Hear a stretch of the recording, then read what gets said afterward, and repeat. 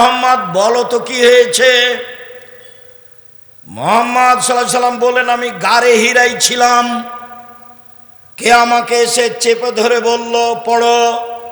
আমি বললাম পড়তে জানি না। চেপে ধরে বলল পড়ো। আমি বললাম পড়তে জানি না। চেপে ধরে বলল পড়ো। আমি বললাম পড়তে জানি না। তখন তিনি বললেন, ইকরা বিস্মি রব্বিকাল্লাযী খালাক, খালাকাল ইনসানা মিন আলাক। এগুলো বললেন। এই পর্যন্ত বলতেই ওরাকা বলছেন, আরে থামো থামো, শোনো শোনো শোনো, ও তো জিবরাইল, তোমাকে তো এলাকার লোক বের করে দিবে। দ্বিতীয় কথা এটা, ও তো জিবরাইল, তোমাকে তো এলাকার লোক বের করে দিবে। তখন আল্লাহ রসুল বলছেন, আমাকে বের করে দিবে? এটা উনি বিশ্বাস করতে পারছেন না। সবাই ভালোবাসে, আমাকে বের করে দিবে কেন? তখন ওরাকা বললেন, জীবনে যার কাছে জিবরাইল এসেছে তাকে গ্রামের লোক বের করে দিয়েছে, তোমাকেও দিবে। সম্মানিত দিনী ভাই বোন, বলছিলাম রাসূল সাল্লাল্লাহু আলাইহি ওয়াসাল্লাম বলেন, খায়রুন নিসায়ে, মহিলাদের মধ্যে সবচেয়ে ভালো মহিলা। একদা আল্লাহ রাসূল বললেন, এক, নবী জান্নাতে যাবেন, দুই, শহীদ জান্নাতে যাবে, তিন, এই ছেলে, কোনো কথা আপনি ওইভাবে বলছেন কেন? চুপে হাতের ইশারায় বলবেন, আর পাশ থেকে কোনো ছেলে যেন উঠতে না পারে এটা খেয়াল করবেন। আমি আপনার চেয়ে বেশি ব্যস্ত আছি। চার, শহীদেরা জান্নাতে যাবে, পাঁচ, মহিলারা জান্নাতে যাবে। এই সিরিয়ালে আমি আর আপনি নেই। আবার দেখেন, এক, নবীগণ জান্নাতে যাবেন, দুই, শহীদেরা জান্নাতে যাবে, তিন, সত্যবাদীরা জান্নাতে যাবে, চার, সন্তান প্রসবে মারা যায় যেসব মহিলা তারা জান্নাতে যাবে, পাঁচ, তোমাদের স্ত্রীরাও জান্নাতে যাবে। কিভাবে?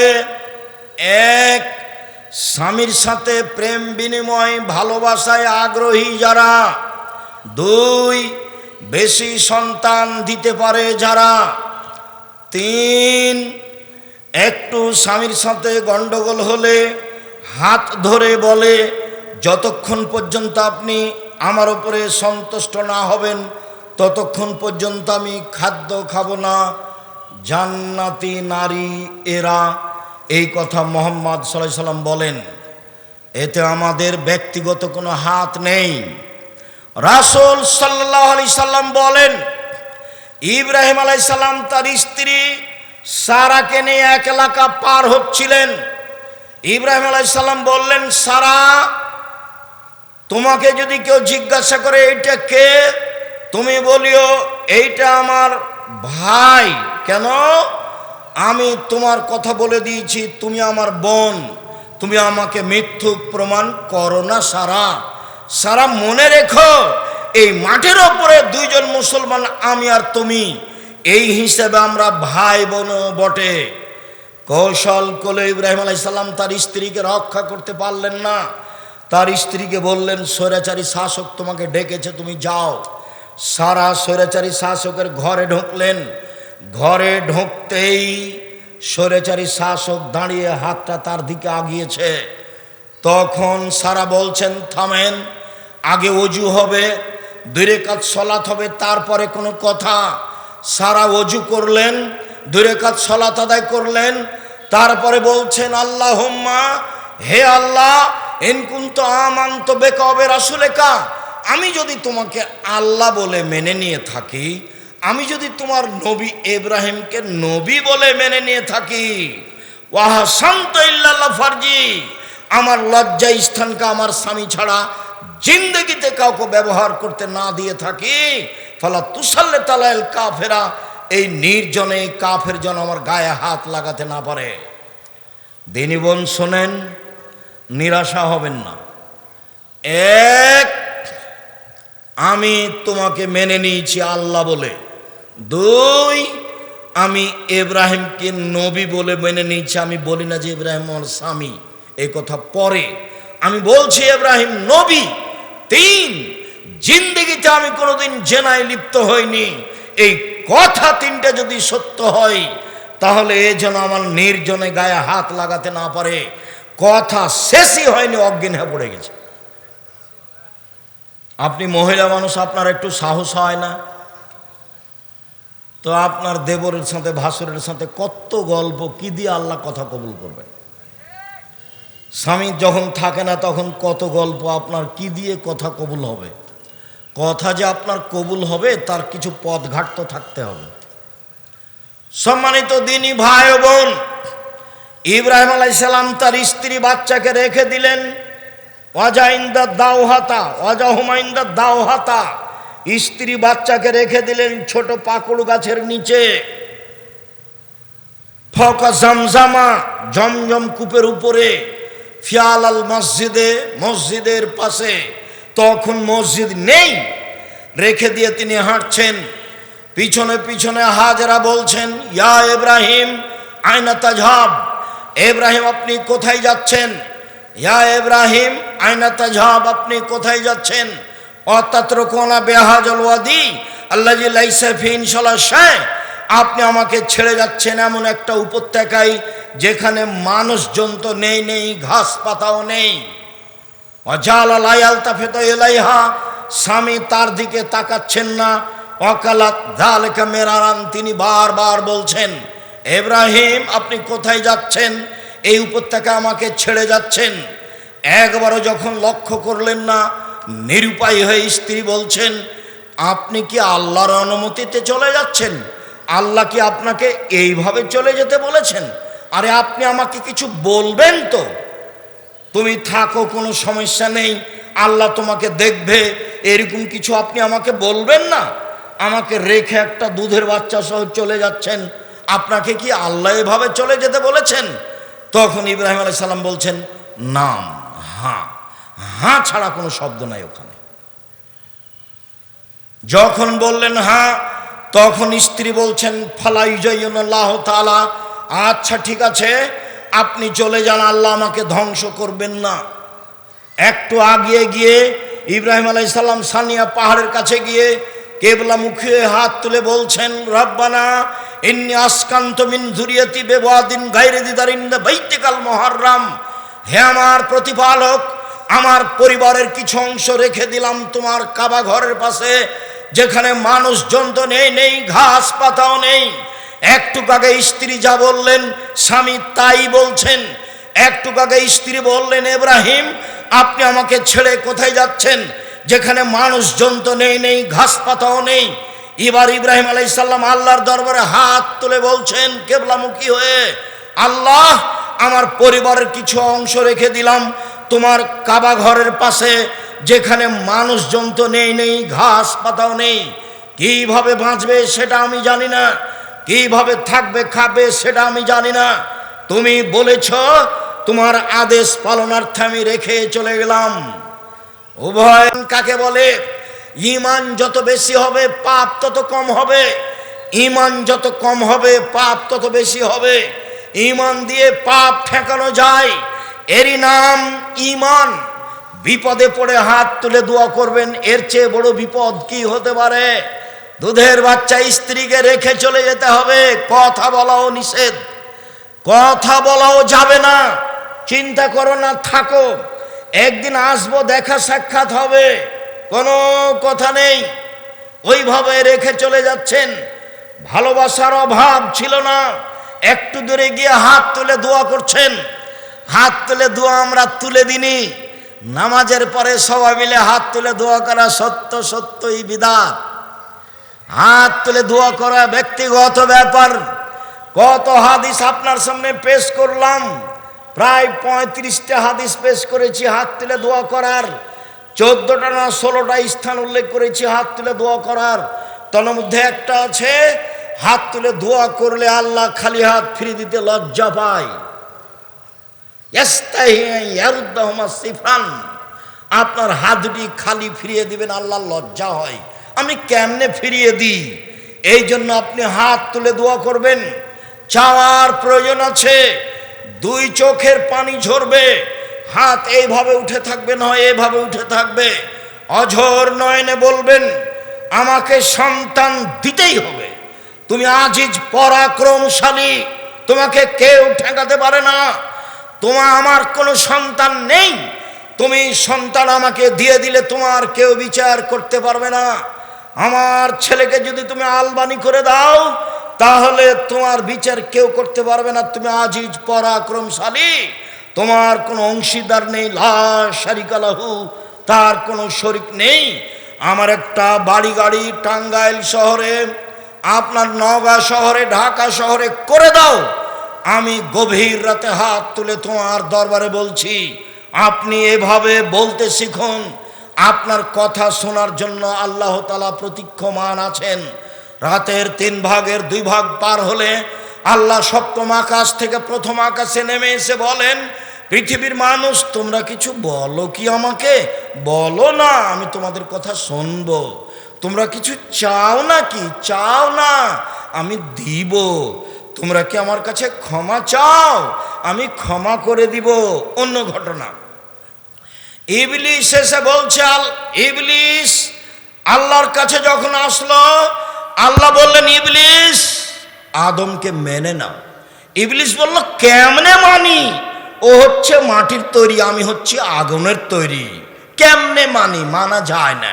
আল্লাহ বলছেন এই অহংকারী, অহংকার করলি, যা যা এখান থেকে সরে যা, রাজিম বিতাড়িত, সর সর সর সর সর। তখন ইবলিস বলছে ঠিক আছে সরে যাব বটে, আমার একটা কথা শুনতে হবে। কি কথা? কিয়ামত পর্যন্ত বেঁচে থাকার সুযোগ দিতে হবে। আচ্ছা ঠিক আছে, দিলাম, একটা সময় পর্যন্ত দিলাম। এবার যখন পেয়ে গেছে তখন বলছে, দেখেন বলার ঢং, রব্বি, হে আমার প্রতিপালক। কে বলছে বলেন তো? শয়তান বলছে। দেখেন বলার ঢং, রব্বি, হে আমার প্রতিপালক, ইজ্জতেকা, তোমার সম্মানের কসম, তোমার মর্যাদার কসম, তোমার কসম করে বলছি, লাউদানাল ইনসানা মাদামা তারফিজি আসাদেহিম, আদমের ছেলেমেয়ের দেহে যতক্ষণ শ্বাস আছে ওকে আমি পাপী করব করব করব। ও কেমনে জান্নাতে যাইতে আমি দেখে ছেড়ে দেব। ওর দেহে শ্বাস থাকাকালীন তাকে আমি পাপী করব, জেনা করাবো, বউ তালাক দেওয়াবো, জমি দখল করাবো, দল সংগঠনের নামে মারামারি করে জেল হাজতে দিয়ে দেওয়ার ব্যবস্থা করব, সব কাজ করব। ওর দেহে যতদিন শ্বাস আছে আমি করব। তা আল্লাহ তখন এভাবে বললেন না, সর, করতে পারবি না, তাহলে তো কাজ হয়ে যায়। এভাবে বললেন না। তখন আল্লাহ বলছেন, ওয়া ইজ্জাতি ওয়া জালালি ওয়া ইরতিফায়ে মাকানি, আমার সম্মানের কসম, আমার ইজ্জতের কসম, আমার মর্যাদার কসম, আমার উচ্চতার কসম, শুনে রাখ ইবলিস, আদমের ছেলে যতবার আমাকে বলবে ভুল হয়েছে আমি ততবার ক্ষমা করে দেব। ও যদি পাপ করতেই থাকে আর বলতে থাকে আমি ক্ষমা করে দেব। আদম সন্তান শুনে রাখো, মা দাওতানি ওরা যাওতানি, তুমি যেভাবে আশা পোষণ করো সেভাবে আমি পূর্ণ করে থাকি। তুমি যেভাবে বলো আমি সেভাবে তোমার আশা পূর্ণ করে থাকি। তুমি যা বলো তা আমি মেনে নিই। তুমি যেভাবে চাও আমি সেভাবে করি। তুমি যেভাবে ডাকো আমি সেভাবে থাকি। তুমি আমার কাছে ক্ষমা চাইলে ক্ষমা করে দিই। আমি পরোয়া করি না তুমি কত বড় পাপী, আমি পরোয়া করি না তুমি কত বড় পাপী, আমি পরোয়া করি না তুমি কত বড় পাপী। আদমের ছেলে মেয়ে শোনো, তোমার পাপ বেশি হতে যদি আকাশে লেগে যায়, পাপ আর পাপ, এরপরে যদি তুমি আমার কাছে ক্ষমা চাও তাহলে আমি তোমাকে ক্ষমা করে দিব। তুমি যেভাবে ডাকো আমি সেভাবে থাকি। তুমি যেভাবে আশা পোষণ করো সেভাবে পূর্ণ করে থাকি। তুমি যেভাবে ডাকো আমি সেভাবে থাকি। তুমি যেভাবে আশা পোষণ করো সেভাবে আমি পূর্ণ করে থাকি। ক্ষমা চাইলে ক্ষমা করে দিই। আমি পরোয়া করি না তুমি কত বড় পাপী, আমি পরোয়া করি না তুমি কত বড় পাপী, আমি পরোয়াই করি না। আল্লাহ তাআলা বলছেন, আমাদের নবী বলেন, ইন তুআযযিবহুম ফাইন্নাহুম ইবাদুকা, ঈসা আলাইহিস সালাম বলেছেন, আল্লাহ আমার কথা জিজ্ঞাসা করছেন কেন? আমি কাউকে বলেছি যে আমি আল্লাহ? আমি কাউকে বলিনি তোমার জীবদ্দশায়। শোনো, আল্লাহকে বলছেন ঈসা আলাইহিস সালাম, ইন তুআযিবহুম ফাইন্নাহুম ইবাদুকা, আপনি শাস্তি দিলে দেন, আপনার বান্দাকে আপনি শাস্তি দেন, আমার কি আছে? আন তাগফির লাহুম ফাইন্নাকা আনতাল আজিজুল হাকীম, আর তুমি যদি ক্ষমা করো তুমি পরাক্রমশালী, কেউ তোমাকে ঠেকাতে পারে না। ফেরাউনকে ক্ষমা করে দিলে তোমার বিচার কেউ করতে পারবে না। করো, শাস্তি দিলে দেন, তোমার বান্দা, আমার কি করার আছে? ক্ষমা করলে করো, তুমি পরাক্রমশালী, তোমার কেউ বিচার করতে পারে। হ্যাঁ, ফেরাউন ক্ষমা পাবে কেন? এরকম বলার কেউ আছে? কেউ নাই। কিয়ামত পর্যন্ত কেউ দাঁড়াতে পারবে না। হ্যাঁ, এ বিচার কেন? ওর নাম আজিজ। ওর নাম কি? আজিজ, কাদির, জব্বার, প্রতাপশালী, মালিকুল আমলাক, রাজাধিরাজ, কোন পরোয়া করে না। ফাউলুল লিমা ইউরিদ, যা ইচ্ছা তাই করে। তো যা ইচ্ছা তাই করো, তো গভীর রাতে বলছে আমাকে একটা ছেলে দাও না। দাও ছেলে, আমাকে একটা দাও। ঠিক আছে, দিব। তা আপনি বলছেন কেমন করে বলছেন? ন্যাংরা খোড়া করে বললে হবে? পাকা পোক্তা করে বলতে হবে। দেখেন না কিভাবে বলছেন। আয়েশা রাদিয়াল্লাহু তাআলা আনহা বলেন, আল্লাহ নবী বলছেন, আয়েশা, এই যে জিবরাইল তোমাকে সালাম দিল।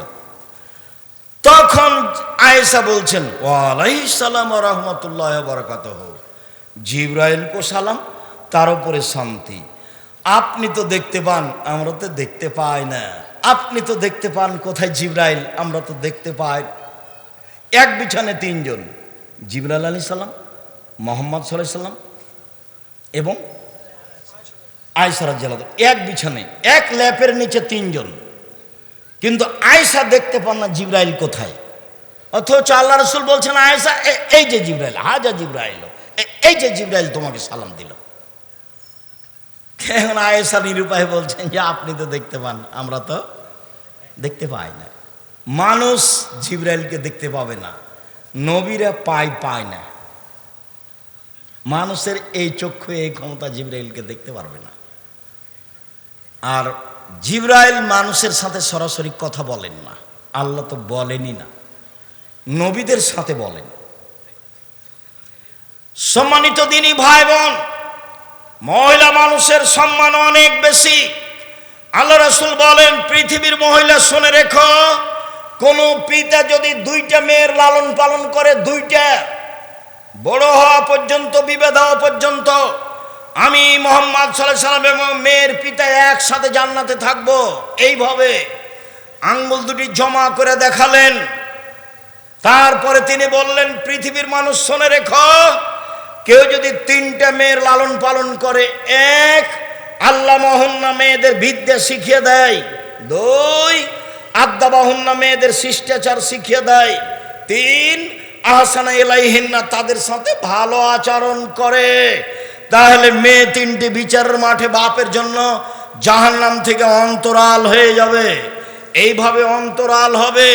ওইদিকে আছে জাহান্নাম, মধ্যে আছে মেয়েরা, এদিকে আছে বাপ। মেয়েরা বলবেন আল্লাহকে, আমার আব্বাকে আগে জান্নাতে দিতে হবে, তারপরে কোনো কথা। এখন আপনার চোখের সামনে মেয়ে নখ ছোট বড় করে রাখে, নেইল পালিশ দেয়, ল্যাংটা পোশাকে ঘুরে, আপনি কিছুই বলেন না, তাহলে কি মেয়ে আপনার পক্ষে বলবে? কতদিন বলেছি, দিনের মতো মনে আছে, ঝকঝকে হয়ে। বাপ কাকে বলে আপনাকে আমি বুঝাতে পারিনি, এক মিনিট। সম্মানিত দিনী ভাই বোন, আয়েশা রাদিয়াল্লাহু তাআলা আনহা বলেন, আমরা এক সফরে ছিলাম, হঠাৎ আমার গলার হার হারিয়ে গেল, খুঁজে পায় না। কোথায় হার খুঁজে পায় না। মানুষজন আটকা পড়ে গেল, পানি নেই, অজুও করতে পারে না, সালাত আদায় করতে পারে না। আমরা বড় বিপাকে। আমার আব্বাকে জনগণ বলল, আয়েশা কি করেছে তা জানেন? কি করেছে? আয়েশা গলার হার হারিয়েছে, খুঁজে পায় না, যেতেও পারি না, পানিও নেই, অজুও করতে পারি না, সালাত আদায় করতে পারি না। আয়েশা রাদিয়াল্লাহু তাআলা আনহা বলেন, আবু বকর সিদ্দিক আমার নিকটে আসলেন, লাকজাতান শাদীদা, তিনি আমার এই কোমর, পেটের এই জায়গাটার উপরে একটা জোরে আঘাত করলেন, এত জোরে আঘাত করলেন, আমার আব্বা আমার স্বামী ওই সময়ে আমার উরু রানের উপরে মাথা দিয়ে ঘুমিয়েছিলেন। যদি আমার স্বামী আমার উরু রানের উপরে মাথা দিয়ে না ঘুমাতেন তাহলে আমি মায়ের কারণে দূরে সরে যেতাম, এত জোরে মারলেন। এই ছেলে থামো একটু। সম্মানিত দিনী ভাই বোন, এইটা আপনার জন্য অতীব জরুরি। আপনি আর আমি ছেলে মেয়ে লালন পালন করতে ভুল বুঝেছি, আমি আর আপনি ছেলে মেয়ে লালন পালন করতে ভুল বুঝেছি। আমি আর আপনি যেটা বুঝেছি তাতে আমাদের ইহকাল পরকাল নেই, এইটা আপনাকে বুঝাতে চাচ্ছি। তো মেয়ের উরু রানের উপরে জামাই যদি মাথা দিয়ে ঘুমিয়ে থাকে তো আমাদের দেশের লোকেরা কি ওখানে যাবে? চোখে পড়লেই তো এইভাবে ঘুরে যাবে। তো দেখেন আরবিদের গতি, এইভাবে জামাই ঘুমিয়ে আছে, উনি গিয়ে মেয়ের কোমরের উপরে মেরে দিলেন। মারলেন পৃথিবীর সবচেয়ে বড় মানুষে,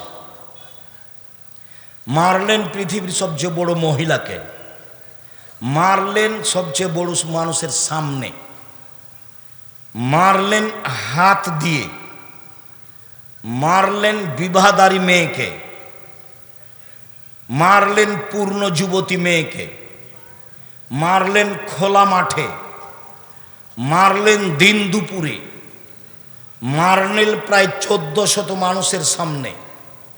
সবচেয়ে বড় মানুষে মারলেন, সবচেয়ে বড় মহিলাকে মারলেন, সবচেয়ে বড় মানুষের সামনে মারলেন, পূর্ণ যুবতী মেয়েকে মারলেন, বিবাহদারী মেয়েকে মারলেন।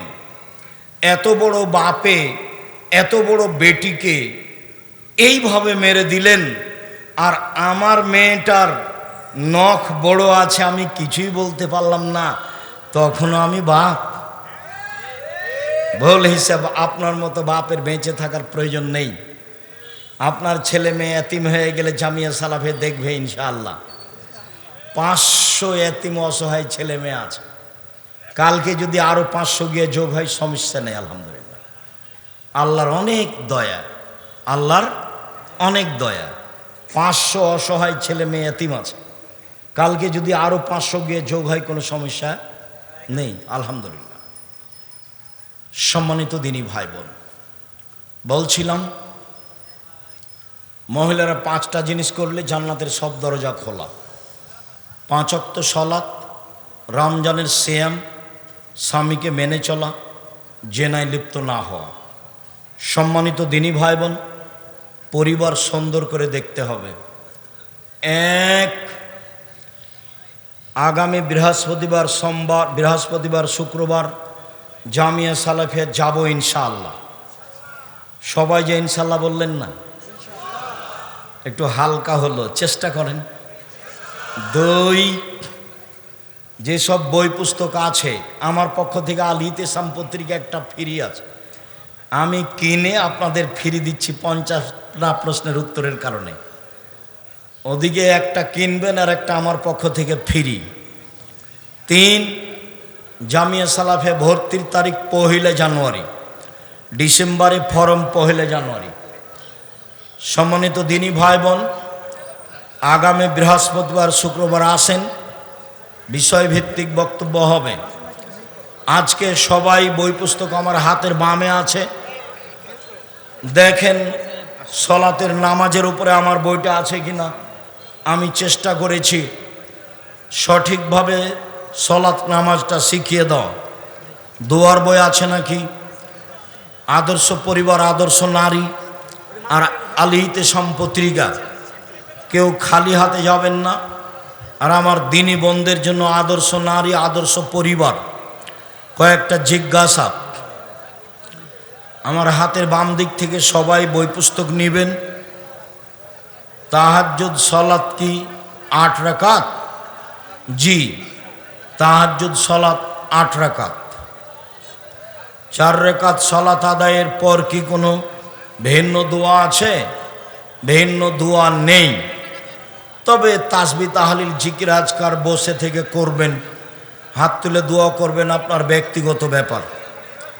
স্বামী স্ত্রী কি একই রুমে তাহাজ্জুদ সালাত আদায় করতে পারবে? পারবে। পাশাপাশি দাঁড়িয়েও করতে পারবে যখন একা একাই পড়বে।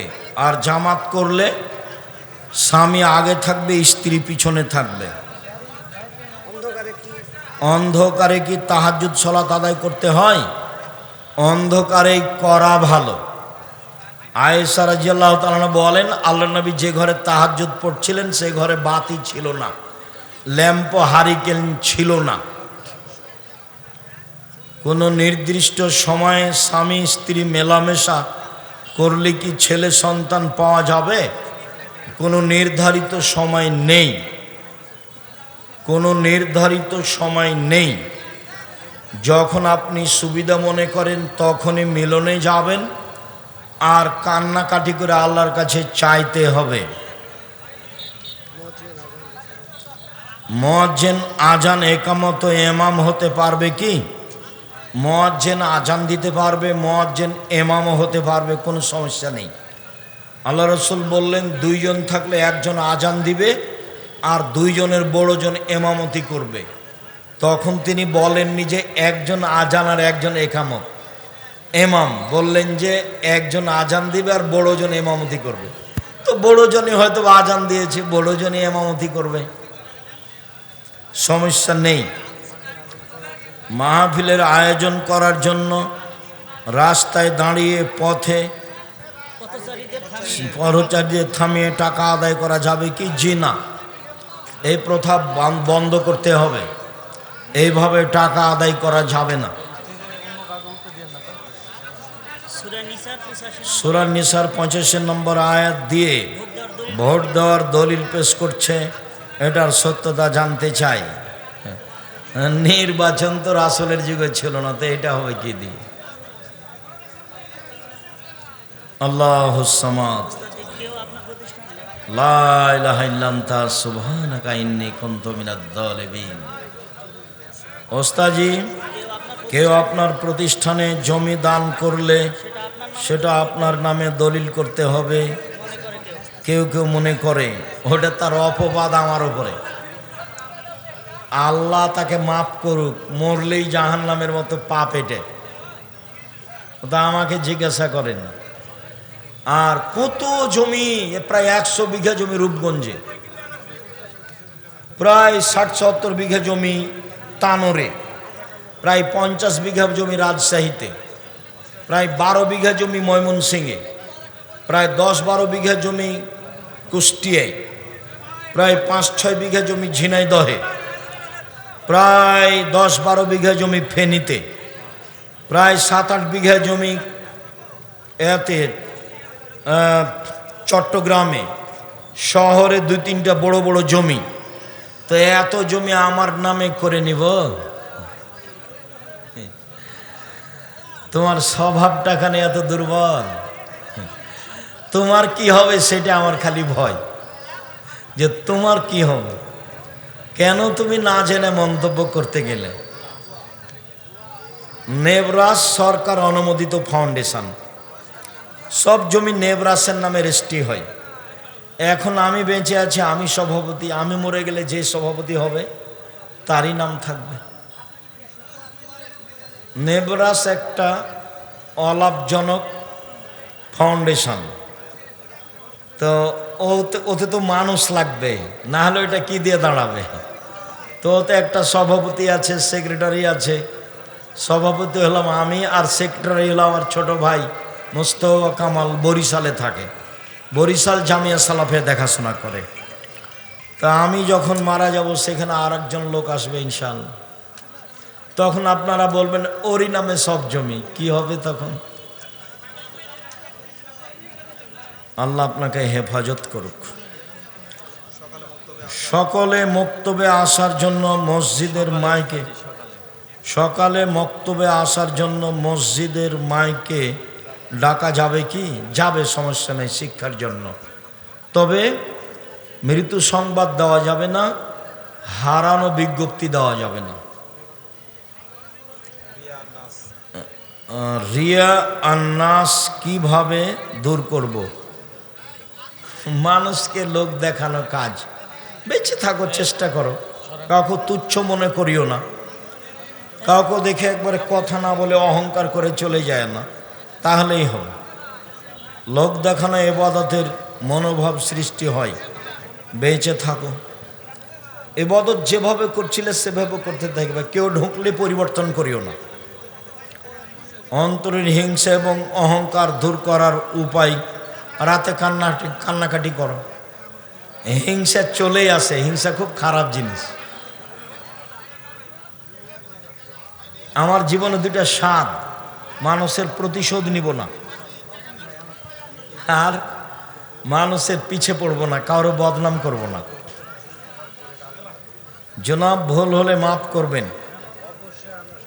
আপনি বলেছেন এক ঋতুতে প্রতিদিন একবার করে তালাক দিলে তা এক তালাক, এটা কি কোরআন হাদিসে? জি, এটা কোরআনের কথা। আল্লাহ বলছে ফাতাল্লে কোহনালে ইদ্দাতেহীন না, ওদের যখন ইদ্দাত হাইজ ভালো হয়ে যাবে তখন তালাক দাও। যতদিন পর্যন্ত আবার হাইজ না হচ্ছে ততদিন হলো তালাক দেওয়ার একটা তালাকের সময়। তুমি একটু নিজেই পড়ো না, সূরা তালাকে আছে এই আয়াত, 3 হাইজে 3 তালাক, 3 তোহরে 3 তালাক। অতএব এক পবিত্রতায় যদি লাখ কোটি বার দাও তো একটাই।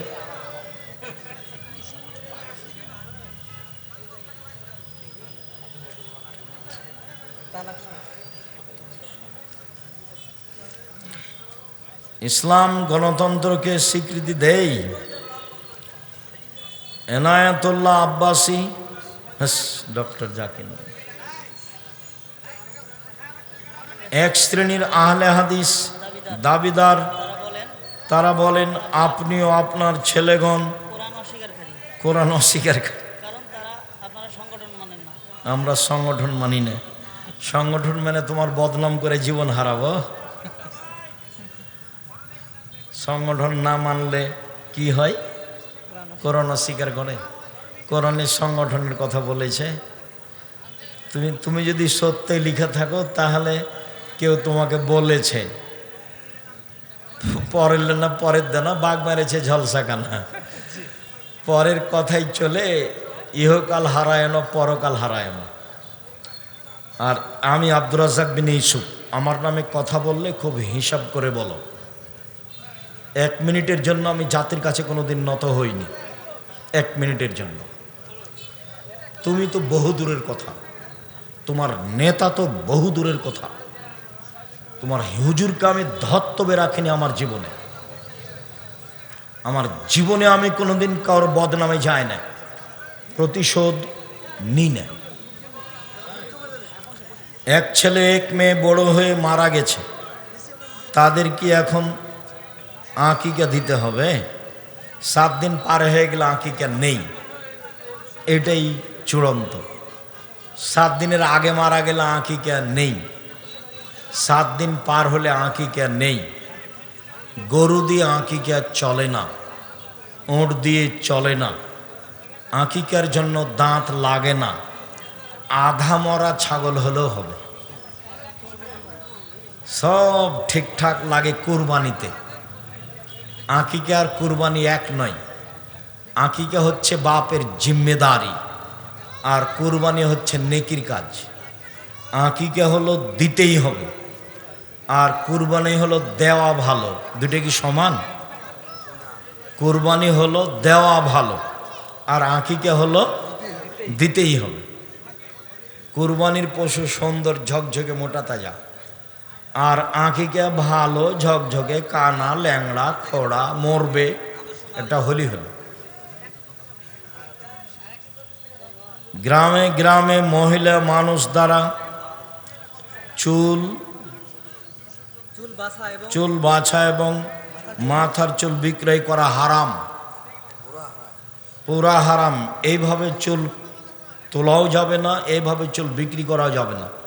মহিলাদের চুলের অনেক দাম আছে, এখানে সেখানে না ফেলে মাটিতে পুঁতে দিতে হবে। বিক্রি করা হারাম, শুক্রিয়া, জাযাকুমুল্লাহ খায়ের। সারাদিন মেঘ একটু আকাশে থাকলেও, এলোমেলো থাকলেও বহু মানুষ উপস্থিত হয়েছিলেন। সবারই উপকার করতে চেয়েছিলাম, হয়তো সবার তাকদিরে হয়ে ওঠেনি, তাই তার পরিবেশ অনুকূলে আসেনি। এটা তার জন্য ব্যাপার। যারা আপনারা ছিলেন, আছেন, আমি তাদেরকে আবারও অনুরোধ করছি, নিজের পরিবার নিজেকেই দেখতে হবে। নিজের পরিবারের মালিক আপনি নিজে। নিজে হাতে পরিবারের ক্ষতি করে আর একজনের দোষ দিয়েন না। সকালে উঠেই ছেলে মেয়ে, ওমা তোমার আকাশ কালিমা এটা বলুক, আমি এটা চাইনি।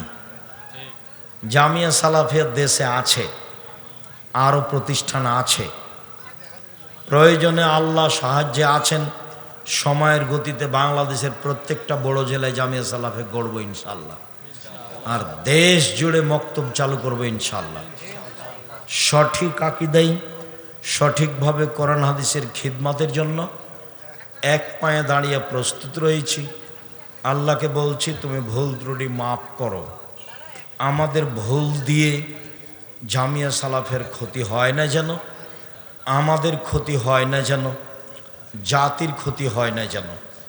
আমাদের যেটা ভুল ত্রুটি আছে সেটা সংশোধন করো, একমাত্র তোমাকে সন্তুষ্ট করার জন্য। পরকালের আশায় দিনরাত এসব কাজ করছি, নিজেকে পরিবারকে দেউলিয়া করে তোমার সন্তুষ্টি ঐকান্তিকভাবে কামনা করি। দেশের দিনী ভাই বোন, তুমি তাদেরকে সবকে হেদায়েতের পথ দেখাও। আমার দিনী ভাই বোনদের আহাল পরিবারকে কবুল করো। যারা মারা গেছে তুমি তাদের কবরের শাস্তি মাফ করো। যারা অসুস্থ তুমি তাদের আরোগ্য দান করো। যারা আমরা বেঁচে আছি তুমি তাদেরকে তোমার রাসূলের পদ্ধতিতে চলার তৌফিক দান করো। বিশেষভাবে পরিবারকে সুন্দর করে গড়ে তোলার তৌফিক দান করো। তোমার দরবারে এই জোরালো দাবি দেওয়া দোয়া রেখে আজকের আলোচনা এখানেই শেষ করলাম। সুবহানাকা আল্লাহুম্মা ওয়া বিহামদিকা আশহাদু আল্লা ইলাহা ইল্লা আনতা আস্তাগফিরুকা ওয়া আতুবু ইলাইক। আসসালামু আলাইকুম ওয়া রাহমাতুল্লাহ। অবশ্যই বৃহস্পতিবার শুক্রবার সাক্ষাৎ হবে ইনশাআল্লাহ, আশা করছি। দেশ বিদেশের আলেম ওলামা থাকবেন, বড় বড় বিদ্বান। আপনারা গেলে সম্মেলনটাকে মূল্যায়ন করা হবে, কাউকে খাটো করা হবে না, কাউকে সম্মান করা হবে না, শুধুমাত্র কোরআন এবং হাদিসের কথা বলা হবে। ওখানে কাউকে উঁচু করা হবে না, কাউকে নিচুও করা হবে না। এই পথঘাট জামিয়া সালাফিয়ায় নেই। জামিয়া সালাফিয়া হিংসামুক্ত প্রতিষ্ঠান, দলমুক্ত প্রতিষ্ঠান, সংগঠনমুক্ত প্রতিষ্ঠান, শিরকমুক্ত প্রতিষ্ঠান, বিদাতমুক্ত প্রতিষ্ঠান। দেশের বৃহত্তর সর্ববিষয়ে গ্রহণীয় প্রতিষ্ঠান। দোয়া থাকবে যেমন, উপস্থিতি থাকবে তেমন, ভালোবাসা থাকবে তেমন। আল্লাহ তুমি কবুল করো।